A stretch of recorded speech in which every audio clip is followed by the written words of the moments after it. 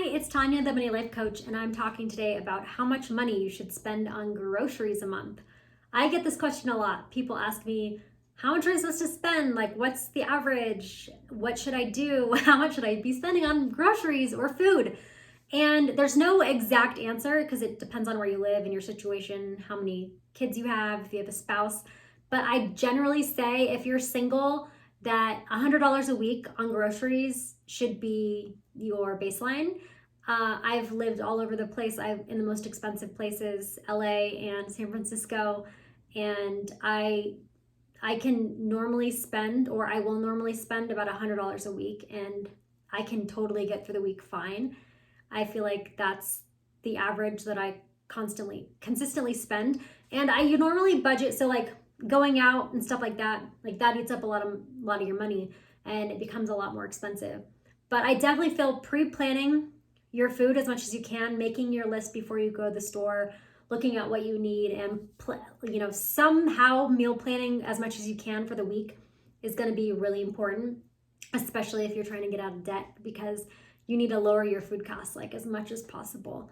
And if you want to go out, or if you want to add money in your budget for going out, which a lot of people eat out lunch or dinner at least once or twice a week, then you need to plan accordingly.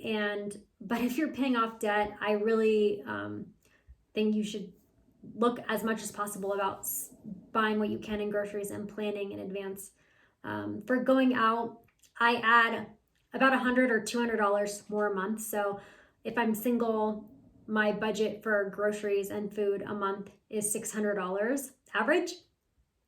And I feel like that's totally doable. Sometimes I even spend less depending on what I had from the month before.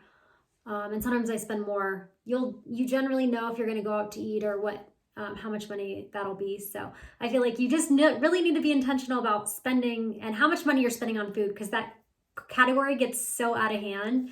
And I pull out the money that I'm going to take for the week in groceries. I actually do it every paycheck. So twice a month, I take out the money in cash and have that money in my wallet. So like once I spend that, it's done.